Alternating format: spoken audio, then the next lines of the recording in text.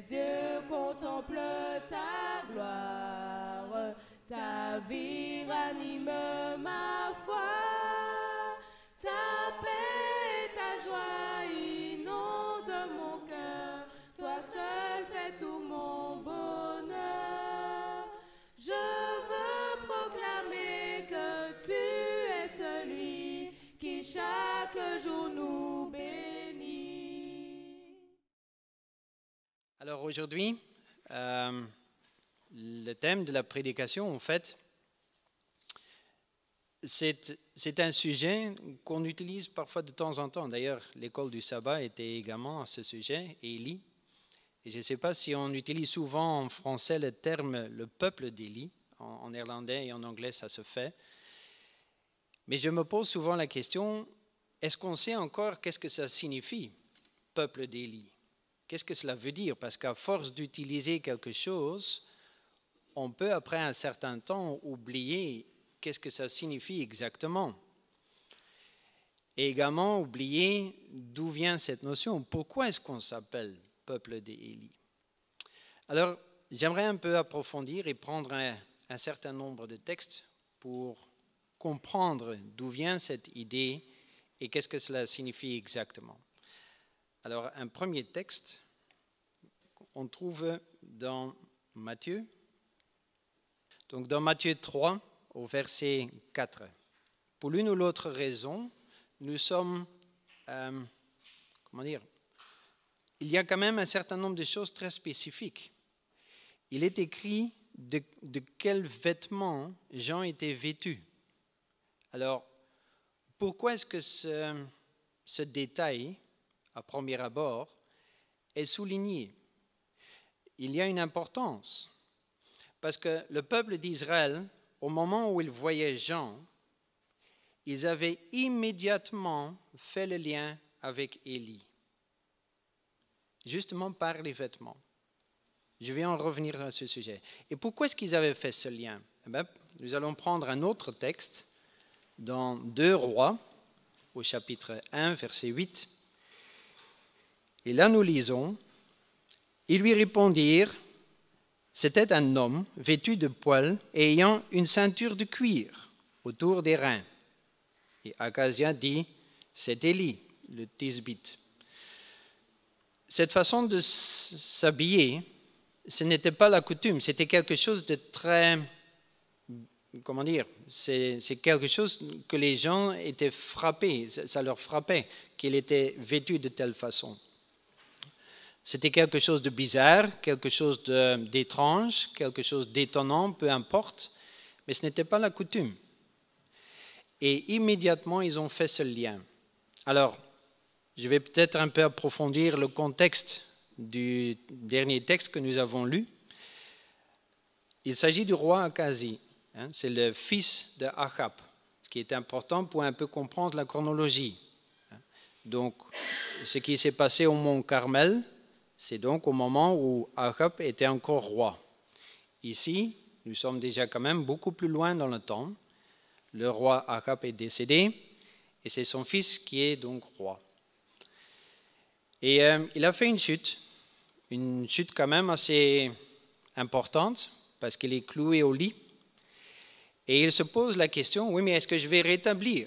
Est-ce que je vais guérir de cette chute? Et pour cela, il envoie des messagers. Non pas vers Élie. Il envoie des messagers pour aller à Écron, pour demander à Baal s'il va rétablir. Et ces messagers exécutent bien entendu l'ordre et se rendent à Écron. Mais ils sont en fait à peine partis de Samarie. Il y a quelqu'un qui les interrompt et il demande, est-ce qu'il n'y a pas un Dieu en Israël? Est-ce que vous devez vraiment aller jusqu'à Écron? Est-ce que vous devez vraiment vous adresser à Baal pour avoir la réponse à votre question? Et c'est alors que Élie dit sans aucune hésitation le message suivant. Il dit, retournez au roi et dites au roi qu'il ne quittera pas son lit. Il mourra. C'est un message difficile à apporter. Mais Élie, sans aucune hésitation. Pourquoi sans aucune hésitation? Tout simplement parce que Dieu lui avait dit ce qu'il allait se passer. Ces messagers retournent vers le roi. Bien, le roi, bien entendu, avait l'habitude que ses ordres étaient exécutés immédiatement. Mais ici, ces messagers étaient quand même très vite de retour. Alors il se pose la question, oui, mais comment se fait-il que vous êtes déjà de retour? Parce que Écron, Samarie jusqu'à Écron et retour, ça prend quand même quelques jours. Donc même si vous faites vite, il est impossible d'être déjà de retour ici. Et les messagers disent, nous avons rencontré quelqu'un et il nous a donné le message suivant. Et il donne ce message. Et à ce moment-là, le roi demande, oui, mais qui est cette personne qui vous a donné ce message? Et chose étonnante, personnellement, je trouve cela très étonnant, parce que comme je disais tout au début, ce qui se passe ici, c'est après le mont Carmel. Et donc ces messagers ne savent pas qui est Élie, mais ils le décrivent. Et immédiatement, avec cette description, le roi Akazé savait de qui il s'agissait. Alors qu'est-ce que nous devons comprendre de ces deux textes que nous avons lus concernant Jean, concernant Élie? Premièrement, comme je disais, si nous avons un message à apporter, il est important que nous sommes également vêtus, je ne crois pas que c'est la chose la plus importante, mais que notre apparition, disons ainsi, que la façon dont nous nous présentons démontre que nous sommes pas, que nous venons pas de la plage, par exemple. Si quelqu'un est habillé comme s'il venait de la plage et il commence à donner un message en disant que c'est un message qui vient de Dieu, la personne qui recevra ce message ne le prendra pas ainsi. Cette apparition, les vêtements démontrent que cette personne, qui est donc le messager de Dieu, est entièrement dévouée au travail qu'il est en train de faire. Même si par cela, il est perçu comme étant étrange. Non seulement les vêtements, mais dans le cas de Jean, il est clair qu'également la nourriture est quelque chose de très important. Je ne crois pas que c'est la chose la plus importante. Mais si le texte s'arrête et nous donne ces détails de la façon dont Jean se nourrit, ce n'est pas par hasard, ça veut dire que c'est important. Un messager est entièrement dévoué à la tâche qu'il est en train de faire. Mais non seulement les vêtements et la nourriture, mais je crois que ce qui est également important à voir, c'est qu'il y a beaucoup de parallèles entre Jean et Élie. Nous avons vu de quelle façon Élie proclame son message, sans hésitation, même si c'est quelque chose quand même de très dangereux, parce que si quelqu'un devrait dire « le roi va mourir », il y a la peine de mort à tel message. Néanmoins, Élie donne ce message, sans hésitation. Jean également, quand on prend par exemple le texte que l'on peut trouver dans Matthieu 3, verset 10, donc quelques versets plus loin que là tantôt, ce texte n'est pas dans la présentation, mais quand même, dans Matthieu 3, verset 10, nous lisons « Déjà la cognée est mise à la racine des arbres ». Je ne sais pas si c'est clair ce que cela signifie, mais en fait, ce que Jean est en train de dire à ce moment, et il faut savoir que le peuple d'Israël a très bien compris ce que cela voulait dire. Cela voulait dire, si vous ne vous repentez pas, Dieu va couper l'arbre. En fait, il est en train de référer à la prophétie des 70 semaines que nous trouvons dans Daniel, en disant, vous êtes le peuple élu, en effet. Mais Dieu a mis un temps, 70 semaines, c'est-à-dire 470 jours. Et si vous ne vous repentez pas, l'arbre sera coupé. Ce n'est pas un message évident à apporter Néanmoins, même si on ne comprend pas à 100%, je ne sais pas si cette prophétie de Daniel est connue, mais ce qui est important, ce que je veux absolument expliquer, c'est que aussi bien dans Élie que chez Jean, nous voyons que les messages qui sont apportés, ce sont des messages pas évidents à apporter. Ce sont des messages qui peuvent faire mal, mais ils sont importants à apporter. Si c'est un message que Dieu veut que nous apportons, alors nous sommes appelés à faire ce travail. Et on voit que Jean, tout comme Élie, apporte un message qui est difficile, mais il le porte avec amour, mais également clair et net. Alors, il y a encore beaucoup d'autres parallèles. Il y a donc la façon de se vêtir, il y a la façon d'apporter le message, mais il y a également encore le message en lui-même. Alors, quel est le message d'Élie? Alors, un texte très connu, c'est un peu avant, dans 1 Roi cette fois-ci, au chapitre 18, et là le verset 21, c'est le verset probablement le plus connu quand on parle d'Élie. Alors Élie s'approcha de tout le peuple. J'aimerais souligner, chaque mot compte. Un mot n'est pas plus important que l'autre, mais quand même. Élie ne s'approche pas de Achab. Il ne s'approche pas des prêtres de Baal. Non, il s'adresse au peuple d'Israël. C'est vers le peuple d'Israël qu'il a un message, pas vers les prêtres de Baal. Et donc, ce verset ici, le verset 21, on est maintenant en plein de ce qui se déroule là en haut sur la montagne du Carmel. Donc, il y a Élie avec l'autel, il y a les prêtres de Baal avec leur autel, et c'est là, à ce moment-là, que Élie prononce ce verset. Et malgré le fait qu'il est donc face à l'autel des prêtres de Baal, il ne se dirige pas vers eux. Il a donc un message et il s'approche du peuple. Et il dit, « Jusqu'à quand clocherez-vous des deux côtés ?» Qu'est-ce que cela veut dire, clocher? Ça veut dire faire un peu ceci et un peu de cela, et puis refaire un peu ceci, puis refaire un peu cela. Et en fait, il explique, si l'Éternel est Dieu, appelez-lui. Si c'est Baal, allez après lui. Donc, quel est le message? Ou bien on choisit Dieu, ou bien on choisit autre chose. Il n'y a pas de demi-mesure. Nous, on a peut-être l'habitude de clocher un peu, faire un peu l'un et un peu l'autre. Mais pour Dieu, il n'y a qu'une façon d'agir. Ou bien nous prenons Dieu, nous suivons Dieu, ou bien nous ne le suivons pas. Et quelle est la réaction du peuple? La réaction du peuple est, le peuple ne lui répondit rien.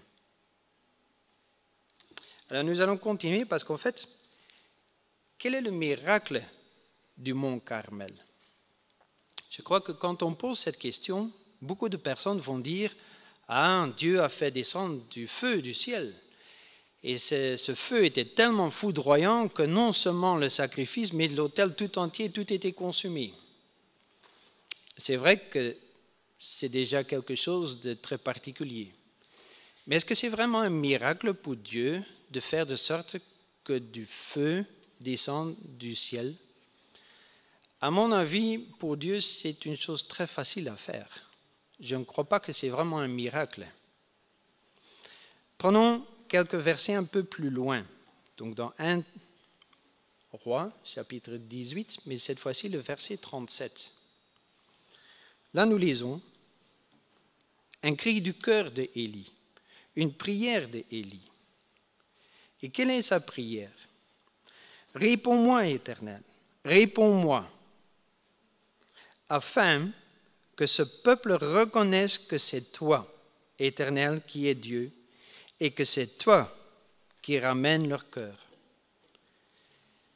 Le problème, ce n'est pas si Dieu est capable de faire descendre du feu du ciel. Ce n'est pas compliqué pour Dieu. Mais ça, c'est tout autre chose. Et on voit qu'Élie comprend très bien la situation. Il est soucieux du peuple d'Israël. Il sait très bien ce qui vit, ce qui remplit le cœur du peuple d'Israël. Et il sait très bien jusqu'où cela amènera le peuple d'Israël. Et c'est ça qui fait qu'Élie prie et s'est préparé. Et il est conscient que ça, c'est le message qu'il doit apporter. Et il s'est complètement identifié à ce message. Et dans cette prière, il crie envers Dieu, « S'il te plaît, Dieu, entends cette prière, fais ce miracle. » Parce que les cœurs ne sont pas à 100% remplis par le Saint-Esprit. Maintenant, je suis un peu en train de changer dans les termes du Nouveau Testament, mais en fait, c'est ça qu'Élie est en train de dire.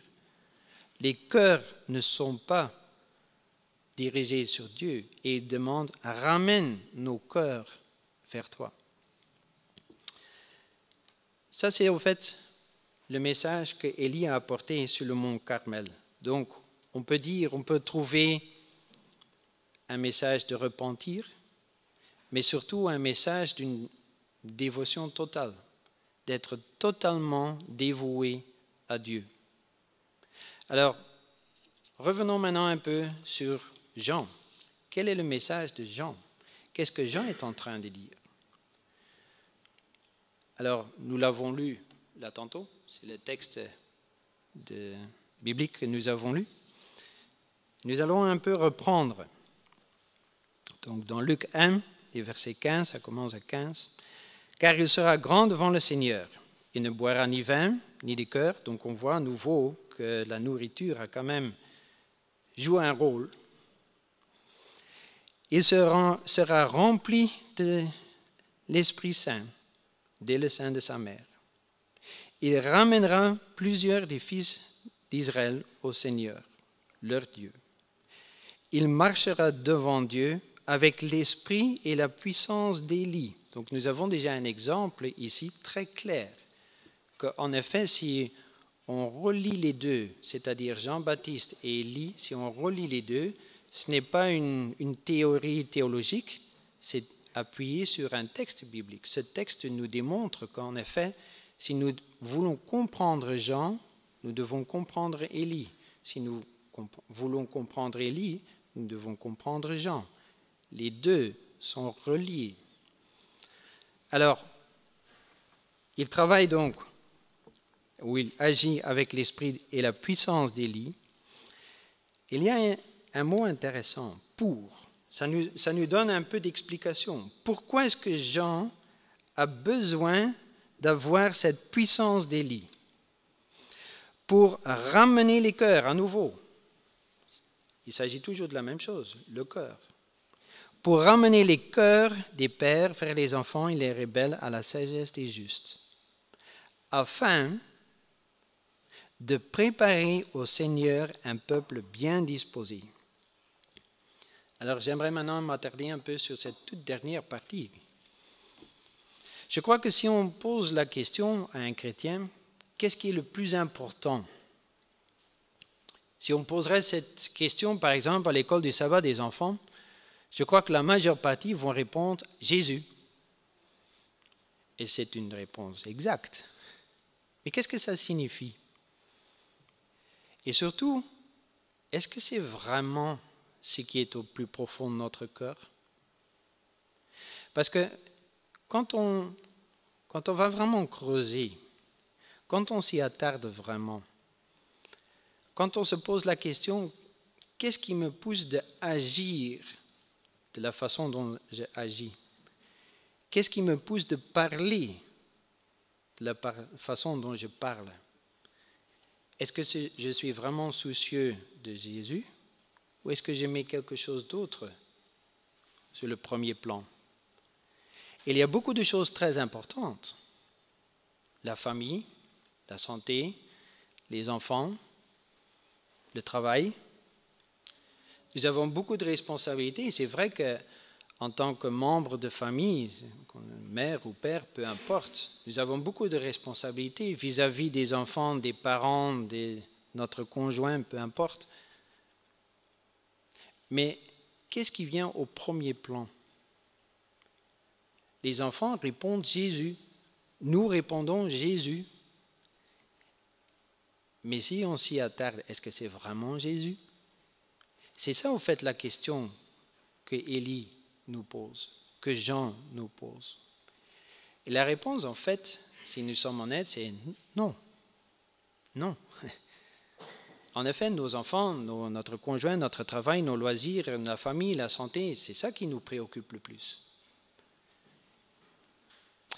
Mais ce qui est bon dans ce texte, ce qui est fort dans ce texte, c'est que Dieu est en train d'agir. Dieu est en train d'agir et nous avons besoin d'un Élie qui travaillera avec puissance et c'est par cela que Dieu fera, et je lis à nouveau le texte, pourquoi est-ce que Jean amène le message, porte le message qu'il est en train de porter? Il fait cela afin de préparer au Seigneur un peuple bien disposé. Donc, il est vrai que nous ne sommes pas nés avec un cœur qui se dirige vers Jésus. Mais ce n'est pas parce que nous ne sommes pas nés de cette façon que pour cela, Dieu ne peut pas faire ce miracle qu'il a également fait sur la montagne du Carmel. Alors, une autre chose que j'aimerais souligner ici, c'est que, afin de préparer au Seigneur un peuple bien disposé, c'est une phrase un peu bizarre. Ça veut dire qu'il y aura un peuple qui sera prêt au moment où Jésus revient. Et j'aimerais quand même souligner cette notion parce que pour nous, en tant qu'adventistes du 7e jour, c'est quand même une notion très importante. Si on se pose la question, cette grande déception en 1844, pourquoi est-ce qu'il y avait une nécessité d'avoir cette grande déception? Est-ce que Dieu trouvait cela quelque chose d'agréable, de décevoir son peuple d'une telle façon? Je ne pense pas, je crois que c'est clair. Non, Dieu n'a aucun plaisir à agir de telle façon. Alors, pourquoi cette nécessité?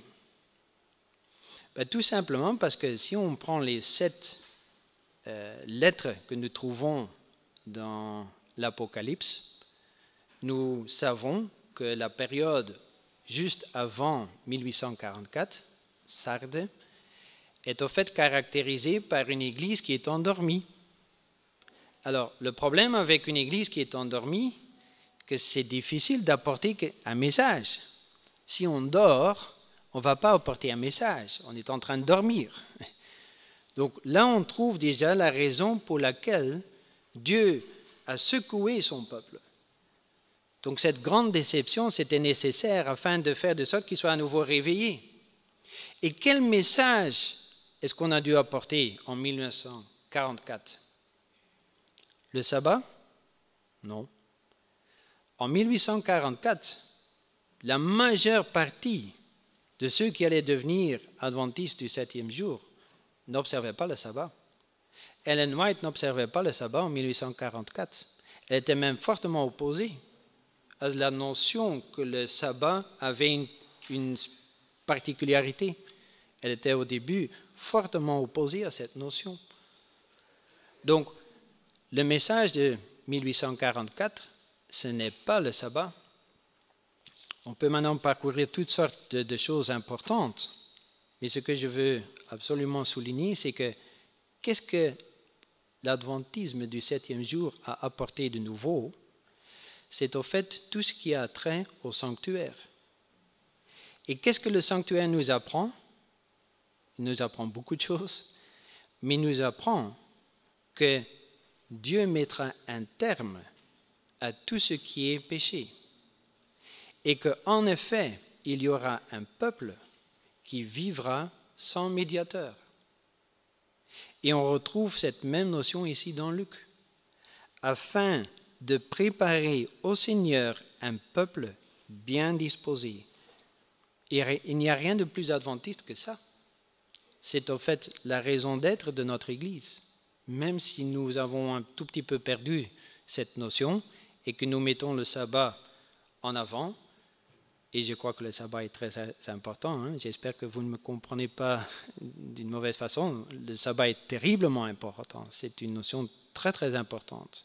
Mais nous ne devons pas oublier que nous devons comprendre le sabbat dans la lumière du sanctuaire et qu'en effet, un jour, nous vivrons sans grand sacrificateur, sans médiateur, mais nous serons préparés à ce jour. Et ça, c'est ce que nous lisons dans Luc. Alors, encore un texte pour démontrer qu'il y a un lien très fort entre Jean et Élie, un dernier texte. Nous le trouvons dans Matthieu. Et c'est Jésus lui-même qui est en train de parler ici. Jésus dit, « Qu'êtes-vous donc allés voir? Un prophète? Oui, vous dis-je. Et plus qu'un prophète. Il s'agit ici de Jean-Baptiste. Car c'est celui dont il est écrit, « Voici, j'envoie mon messager devant ta face, pour préparer ton chemin devant toi. » Car tous les prophètes et la loi ont prophétisé jusqu'à Jean. Et, si vous voulez le comprendre, c'est lui qui est l'Élie qui devait venir, que celui qui a des oreilles pour entendre, entende. Donc en fait, si on relit Jean et Élie, pourquoi est-ce qu'on relit ces deux? C'est tout simplement parce que Jésus fait de même. Jésus dit clairement, Jean a agi dans l'esprit d'Élie. Mais la façon dont Jésus dit celle-ci est quand même un petit peu bizarre, parce que on va relire l'avant-dernier verset. C'est lui qui est l'Élie qui devait venir. Donc ça veut dire que quelque part, il était clair que Élie devait revenir. Donc d'où vient cette notion que Élie devait revenir? Et pour cela, nous avons un texte très clair dans Malachie, le tout dernier chapitre dans l'Ancien Testament. Donc quand on trouve Matthieu, c'est la page avant. Là, on a Malachie, chapitre 4. Et là, nous lisons, « Car voici le jour vient, ardent comme une fournaise. Tous les auteurs et tous les méchants seront comme du chaume. Le jour qui vient les embrasera, dit l'Éternel des armées. Il ne leur laissera ni racine ni rameau. » Pourquoi est-ce que je lis ce texte? Tout simplement pour que nous comprenions un peu de où nous sommes dans le temps. Alors le verset 5, « Voici, je vous enverrai Élie le prophète, avant que le jour de l'Éternel arrive. Ce grand jour est redoutable. » Alors, le jour de l'Éternel, un certain nombre de personnes disent, oui, mais le jour de l'Éternel, c'est le dimanche. Si vous vivez le verset 1 chaque dimanche, j'aimerais pas être dans vos souliers. Le jour de l'Éternel, ce n'est pas le dimanche. Parce que ce que nous avons lu dans le premier verset, ce n'est pas quelque chose qui se fait chaque semaine. Ça se fera une fois, au moment où Jésus revient. Et le texte est très clair. Le verset 5 nous dit, « Je vous enverrai Élie, le prophète, avant que le jour de l'Éternel arrive. » Donc ici, il y a cette notion, cette idée qu'il y aura à nouveau ce travail, ce message, cette puissance que nous avons vue dans le travail d'Élie. Et ça va se refaire avant la seconde venue de Jésus.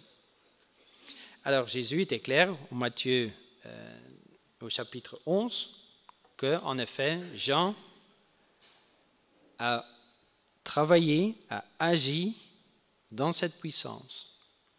Mais maintenant, on peut également se poser la question, oui, mais Si Malachie démontre clairement que Élie, cette puissance d'Élie va se manifester avant le retour de Jésus, est-ce que c'est uniquement Jean qui agira de cette façon? Ou est-ce qu'il y aura encore un exemple d'Élie? Est-ce qu'il y aura encore quelqu'un qui agira de cette façon? Est-ce que c'est uniquement Jean? Le texte ne se limite pas à une fois. Jésus explique clairement qu'en effet, ce que Malachie a prophétisé s'applique sur Jean, mais cela ne veut pour ça pas dire que ça se limite à Jean. Alors, j'aimerais quand même lire avec vous un certain nombre de textes qui nous sont donnés dans l'esprit de prophétie. Le titre est très clair. Le titre est « La mission particulière des adventistes du 7e jour ». On le trouve dans plusieurs endroits. On le trouve dans Témoignages pour l'Église, le volume 5 et le volume 3. On le trouve également dans le livre Événements des derniers jours, tout spécifique dans le chapitre 4. Donc, c'est facile à retrouver. Le premier texte nous dit « Le Seigneur a fait de nous, c'est-à-dire l'Église adventiste du 7e jour, les dispositaires de sa loi. Il nous a confié une vérité sacrée et éternelle qui doit être communiquée aux autres par de fidèles avertissements, des réprimandes et des encouragements. » Alors, le texte continue. Les adventistes du 7e jour ont été choisis par Dieu comme un peuple particulier, séparé du monde. Par la grande puissance de la vérité, il les a arrachés au monde et les a mis en relation avec lui. Il a fait d'eux des représentants et les a appelés à être ses ambassadeurs dans l'œuvre ultime du salut. Le plus grand trésor de vérité jamais confié à des mortels, les avertissements les plus solennels et les plus terribles qui aient jamais été envoyés par Dieu à l'homme, leur ont été confiés afin qu'ils délivrent au monde. Et alors, dernière citation. Dans un sens particulier, les adventistes du 7e jour ont été placés dans le monde comme des sentinelles et des porteurs de lumière. C'est à eux qu'a été confié le dernier avertissement destiné à un monde qui périt. C'est sur eux que brille la merveilleuse lumière qui jaillit de la parole de Dieu. Une tâche d'une solennelle importance leur a été confiée, la proclamation des messages des 3 anges. Ils ne doivent pas laisser leur attention s'en détourner. Alors, on peut dire, on est important. Non, soyons clairs à ce sujet. Si nous avons quelque chose à apporter, c'est tout simplement parce que Dieu nous l'a donné. Nous n'avons obtenu rien, nous n'avons rien compris, nous n'avons rien appris, nous avons tout simplement reçu quelque chose. Et quand on prend l'exemple d'Israël, le peuple élu d'Israël, pourquoi est-ce que Dieu a élu le peuple d'Israël? Parce qu'ils étaient rien. Ils étaient le plus petit. Ils ne représentaient rien. Donc pour nous, c'est exactement la même chose. Quand nous lisons ces textes ne nous sont pas donnés afin que nous ayons ce ressentiment que nous sommes importants. Non. Ce qui est important, c'est le message qui nous a été donné. Ça, c'est important. Et pourquoi est-ce qu'il est important? Tout simplement parce que c'est un dernier avertissement. Et en fait, quand on s'attarde sur Élie, quand on s'attarde sur Jean, c'est exactement la même chose. Parce que le peuple qui a dû faire ce choix, comprendre que clocher, ce n'est pas quelque chose qu'on peut continuer à l'éternel. Dieu a clairement dit, faites un choix. Mais quand on lit ce qui s'est passé après Élie, on comprend très bien qu'en effet, c'était le terme d'une période. La même chose avec Jean. Jean est venu quelque temps avant la clôture de la période des 70 semaines. Pour le peuple d'Israël, c'était un dernier avertissement. Et pour nous, aujourd'hui, c'est exactement la même chose. La seule différence, c'est qu'avant, ça se limitait à une partie du monde, le peuple d'Israël, tandis que maintenant, c'est le monde entier.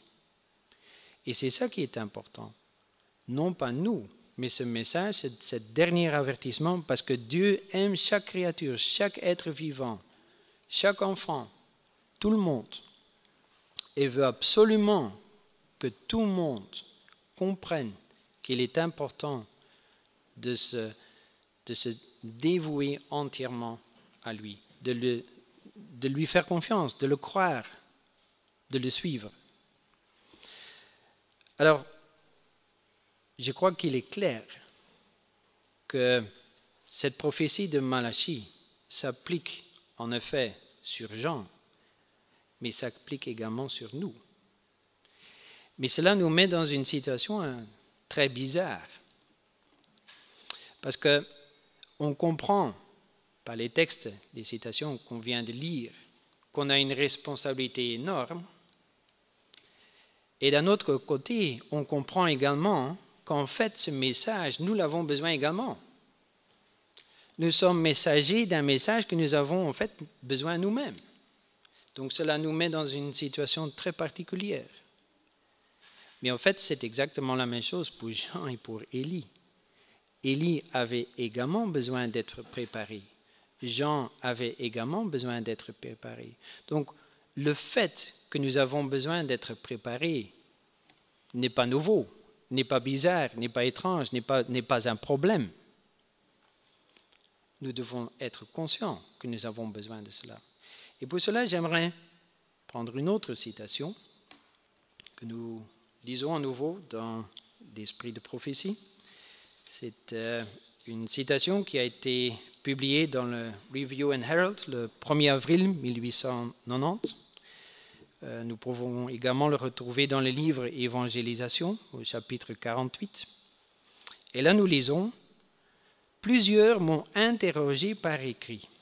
Donc, plusieurs ont écrit une lettre donc, à Ellen White en lui demandant quelque chose. Et donc, ils voulaient savoir si le message de la justification par la foi est vraiment le message du troisième ange.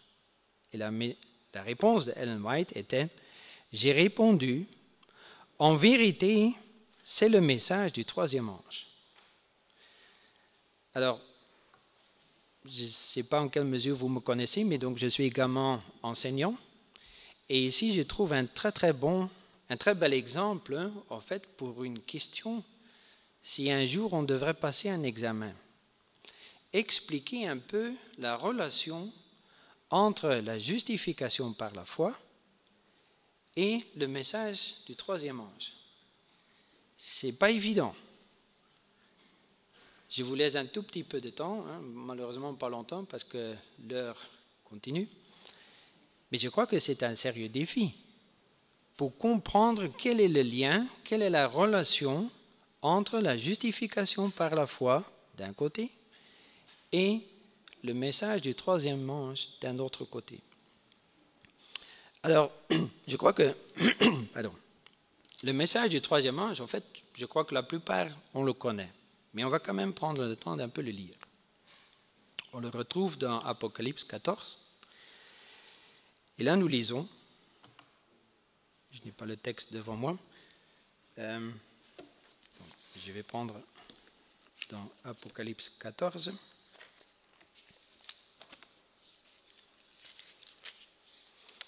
Et là, on commence au verset 9. Un troisième ange les suivit, en disant d'une voix forte, « Si quelqu'un adore la bête et son image, et reçoit une marque sur son front ou sur sa main, il boira lui aussi du vin de la fureur de Dieu, versé sans mélange dans la coupe de sa colère. si on s'arrête déjà ici, ce n'est pas évident de voir le lien entre ces versets et la justification par la foi. Ça ne facilite pas les choses. Quand on lit vraiment mot pour mot le message du troisième ange et qu'on se pose la question quel est le lien entre ce message et la justification par la foi, ça devient difficile. Alors on continue. Et il sera tourmenté dans le feu et le soufre devant les saints anges et devant l'agneau, etc., etc. Vous pouvez les lire, vous connaissez les textes. Je crois qu'il est clair que le message du troisième ange, c'est également un appel à faire un choix. Et on revient maintenant à nouveau. On voit qu'il n'y a rien de nouveau. Du temps d'Élie, c'est faire un choix. Clocher des deux côtés, ça ne va pas. Il faut faire un choix. Du temps de Jean-Baptiste, c'était la même chose, parce que Jean-Baptiste lançait un appel de se baptiser. Ou bien on se baptise, ou bien on ne se baptise pas. Il n'y a pas de mi-chemin. C'est l'un ou c'est l'autre. Ici, le message du troisième ange, c'est exactement la même chose. Ou bien on a la marque de la bête, ou bien on a le sceau de Dieu. Il n'y a pas de mi-chemin. Il n'y a rien entre ces deux. C'est l'un ou c'est l'autre. Donc on voit qu'en fait, il n'y a rien de nouveau. Et c'est ça, au fait, le message d'Élie. Faire ce choix. Alors, quand on se pose la question, est-ce qu'on sera capable d'observer le sabbat? On peut se poser déjà la question, oui, mais pourquoi est-ce que nous observons le sabbat? Pourquoi est-ce que Dieu accorde une importance toute particulière à l'observation du sabbat?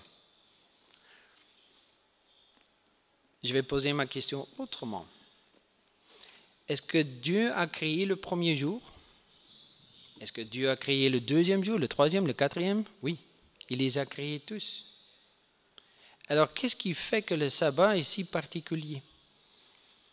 Si quelqu'un dit, oui, mais si on observe, si on adore Dieu un autre jour, il les a créés, il les a tous créés, donc peu importe. Quelque part, cette personne a raison. Dieu a créé tous les jours. Si le sabbat, observer le sabbat, cela veut dire on s'arrête. On s'arrête de travailler, on s'arrête de, je ne sais pas tout quoi. Et on prend le temps de lire la Bible. C'est une bonne chose.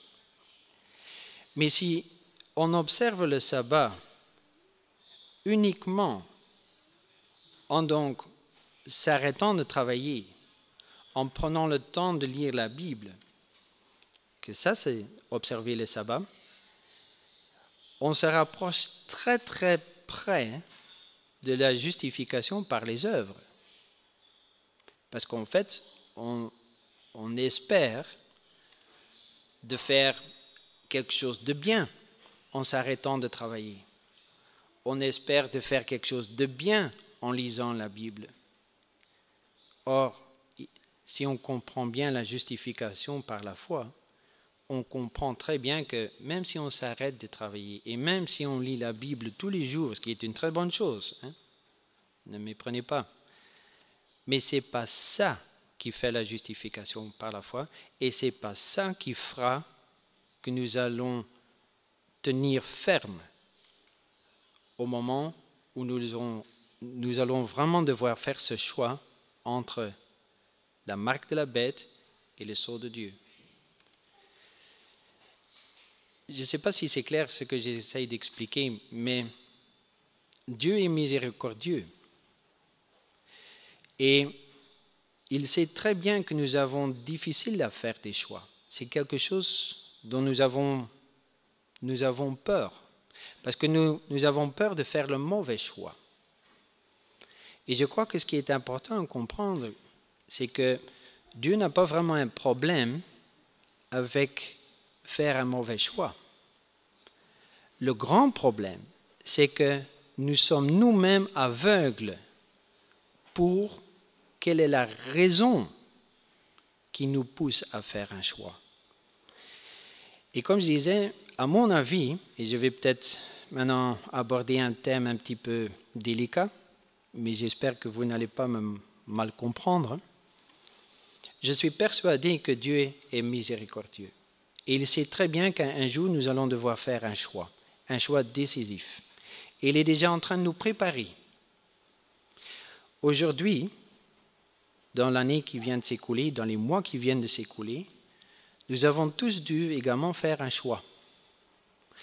Est-ce qu'on se laisse vacciner, oui ou non? Alors personnellement, je suis convaincu, ou je vais reprendre mes mots, personnellement, je pourrais donner une dizaine de raisons pour se vacciner, je pourrais donner une dizaine de raisons pour ne pas se vacciner. Je ne connais aucun texte biblique qui me dit clairement est-ce que je dois me vacciner ou pas me vacciner. Mais à nouveau, ce qui est important, c'est quand on fait un choix, qu'est-ce qui nous pousse à agir? C'est-à-dire, si je me laisse vacciner parce que je suis convaincu que c'est une bonne chose, ok, on verra. Si je me laisse vacciner parce que je veux continuer mes loisirs, parce que je veux travailler, parce que je veux gagner de l'argent, là, à ce moment-là, Dieu démontre ce qui vient sur le premier plan dans notre cœur. Donc, ce n'est pas le choix en lui-même qui compte, mais c'est qu'est-ce qui nous pousse à faire ce choix. Et la même chose, pour revenir maintenant au sabbat, qu'est-ce qui nous pousse à observer le sabbat? Arrêter de travailler? Ben, si cela se limite à ça, je crois qu'on n'a rien compris de ce que ça veut dire vraiment observer le sabbat. Et le jour où on sera vraiment mis sous pression, nous n'allons plus observer le sabbat. Alors, une autre raison pour laquelle on pourrait éventuellement observer le sabbat, c'est dire « Ah, c'est un jour où je rends gloire à Dieu parce que je sais que Dieu a créé toutes choses en 6 jours et il s'est reposé le 7e jour. » C'est très très bien de savoir que Dieu a créé en 6 jours et qu'il s'est reposé le 7e jour. Mais Jacques est très clair à ce sujet. Satan le sait également. Et il le sait peut-être même encore mieux que nous parce que lui, il était présent. Donc, ça peut peut-être sembler bizarre ce que je suis en train de dire, mais si on observe le sabbat uniquement parce que nous avons appris par la Bible que Dieu a créé en 6 jours et qu'il s'est reposé le 7e jour, si ça se limite à ça, le jour où nous allons être vraiment mis sous pression, nous n'allons pas avoir la force de tenir bon. La seule façon d'avoir le sceau de Dieu, c'est d'être justifié par la foi. Et ici, on voit vraiment comment les deux sont ralliés. Nous comprenons l'importance du message du 3e ange. Mais la seule façon pour faire partie de ce message du 3e ange, c'est d'être justifié par la foi. C'est l'unique façon. En d'autres termes, ça veut dire si notre cœur est entièrement dévoué et rempli par le Saint-Esprit, alors nous observerons le sabbat. Et peu importe les lois, les pressions, tout ce qu'on peut faire pour nous forcer à ce moment-là, peu importe, parce que le Saint-Esprit veut faire qu'une seule chose, c'est observer le sabbat. Et si le Saint-Esprit vit dans notre cœur, nous observerons le sabbat. J'aimerais lire 2 citations qui viennent au fait de ce livre qui est donc désormais disponible. C'est un livre qui a été écrit, non par moi, mais par le pasteur Dennis Smith. Ce nom vous dit peut-être rien. Et je crois que le nom n'est pas important, mais c'est également ce pasteur qui a écrit ce livre que vous connaissez peut-être sur les 40 jours de prière. Il s'est dévoué sa vie entière en étudiant qu'est-ce que ça signifie d'être rempli par le Saint-Esprit. Et donc, personnellement, j'ai trouvé ces deux citations très claires et nous montrent vraiment de quoi il s'agit exactement. Alors, première citation, et comme je l'ai écrit tout à fait d'un côté, on peut en fait dévier de deux côtés. Et pour Satan, peu importe quel chemin on prend, dès qu'on dévie à gauche ou à droite, on quitte le juste chemin. Alors, une première façon de dévier, c'est si on est très engagé pour obéir à tous les commandements de Dieu, on risque de tomber dans la contrefaçon appelée le légalisme. On cherche à se sanctifier par ses propres efforts en demandant l'aide de Dieu pour qu'il ajoute sa puissance à nos efforts.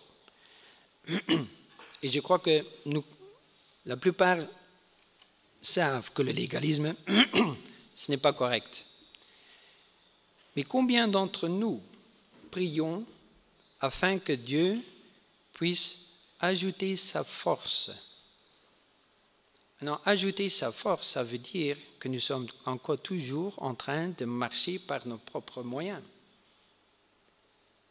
Donc non, nous ne marchons plus.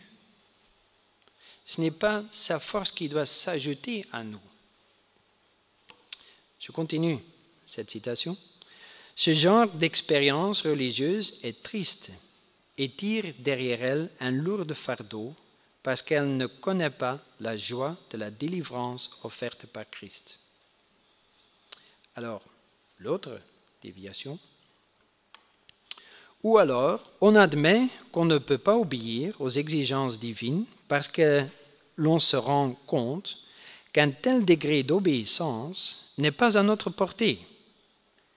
Et je crois que quelque part, c'est l'expérience que l'on fait tous.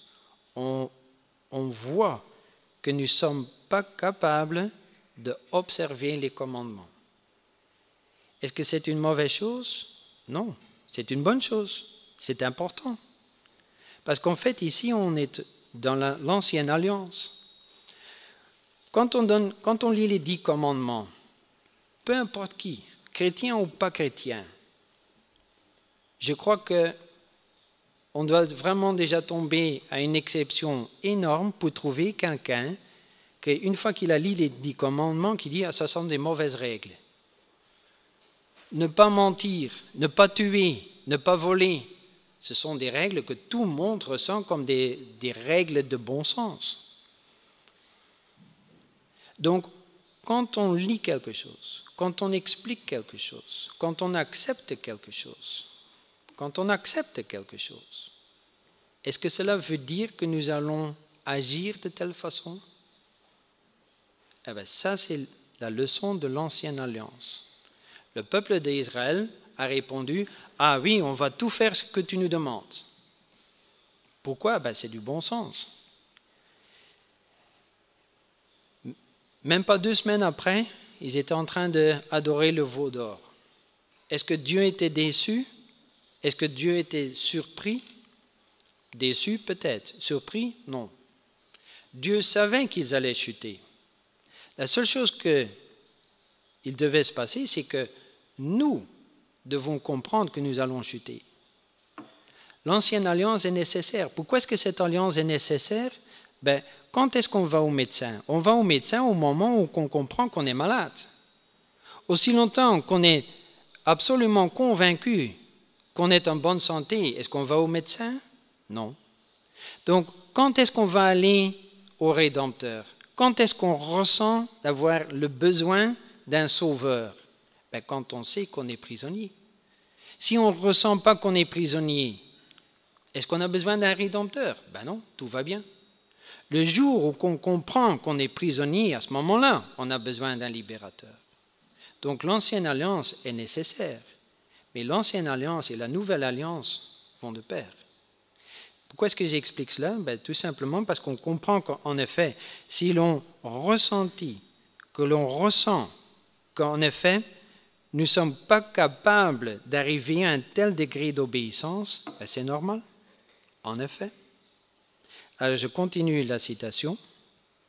On se dit alors, malheureusement, qu'une obéissance totale est impossible. On cesse d'essayer et on vit une vie chrétienne insignifiante. Et on se dit dans son cœur, Dieu me pardonnera mes défauts et finira par me délivrer de mes péchés au retour de Christ. Donc à la pluie de l'arrière-saison, tout sera nettoyé et tout est en ordre. Je crois que la plupart des adventistes croient quelque chose dans ce genre. Soyons clairs, ce n'est pas ce que la Bible nous enseigne et ce n'est pas ce que l'esprit de prophétie nous dit. C'est une déviation. Si c'est normal que nous ressentons que nous ne sommes pas capables de dévouer notre cœur entièrement à Dieu, ça c'est normal. Mais pour cela, nous ne sommes pas obligés de renoncer. Et j'aimerais terminer avec un dernier texte. Un texte que l'on retrouve dans les livres Jésus-Christ. Et on peut dire, on est très loin maintenant du message d'Élie. Non, c'est exactement la même chose. Élie nous demande de faire un choix. Jean-Baptiste nous demande de faire un choix. Nous devons apporter ce message de faire un choix. Mais en même temps, c'est également à nous de faire ce choix également. Et est-ce que nous sommes capables de faire ce choix? Alors nous allons lire. Dans Jésus-Christ, nous lisons donc le chapitre 73, avec comme pour titre « Que votre cœur ne se trouble pas », nous lisons « Toute vraie obéissance procède du cœur ». Nous avons déjà lu beaucoup de textes concernant le cœur. Toute vraie obéissance procède du cœur. Le Christ mettait tout son cœur dans ce qu'il faisait. Et si nous voulons, il, et ça devrait être en majuscule, Jésus s'identifiera tellement avec nos pensées et nos aspirations qu'il rendra nos cœurs et nos esprits tellement conformes à sa volonté qu'en lui obéissant, nous ne ferons que suivre nos propres pulsions. C'est un texte très fort. Je vous invite à reprendre ce texte. Probablement vous avez ce livre, Jésus-Christ. Reprenez-le. C'est à la page 671, paragraphe 2. Et en fait, ce texte nous met également devant ce choix. Est-ce que nous avons la foi? Est-ce que nous croyons cette promesse? Ou est-ce que nous ne la croyons pas? Et cette promesse, on peut également la trouver avec toutes sortes de textes bibliques. Malheureusement, le temps nous est limité. Je continue. La volonté épurée et sanctifiée trouvera son plus grand bonheur à le servir. Quand nous connaîtrons Dieu comme il est possible de le connaître, notre vie deviendra une obéissance continuelle. Si nous apprécions le caractère de Christ, si nous sommes en communion avec Dieu, le péché nous devient odieux. En d'autres termes, c'est Dieu qui fait tout. C'est Jésus qui vit en nous. Et c'est quand Jésus vit en nous, à ce moment-là, nous allons agir d'une telle façon, parce que c'est Jésus qui agit. La seule chose que nous devons faire, c'est répondre à l'appel que Jésus lance. Nous avons ce choix à faire. Mais une fois que nous faisons ce choix, c'est lui qui reprend. Il n'ajoute rien. Il reprend tout. J'espère que vous voyez la différence. C'est à nous à faire ce choix. À chaque fois que nous avons une tentation, essayez une fois de pécher en priant. C'est difficile, hein? Une tentation peut être très forte, mais essayez de pécher en priant. Essayez de pécher en chantant un hymne. C'est dur, hein? C'est très dur. Je ne sais pas si vous avez déjà essayé, mais c'est dur à faire, hein? De pécher en chantant un hymne. Si vous ne savez pas chanter, priez. Si vous ne savez pas prier, prenez un texte de la Bible. Dieu nous donne suffisamment de choses afin qu'au moment où nous sommes tentés, nous pouvons en effet faire ce choix. Ou bien nous continuons dans cette tentation, ou bien on s'abandonne entièrement à Christ. Et à ce moment-là, il y a une promesse. Et cette promesse, on vient de la lire dans l'esprit de prophétie. Et j'aimerais clôturer en disant, Dieu nous a promis qu'il a commencé un travail et qu'il achèvera ce travail. C'est à nous d'avoir la foi et de le suivre jusqu'au bout.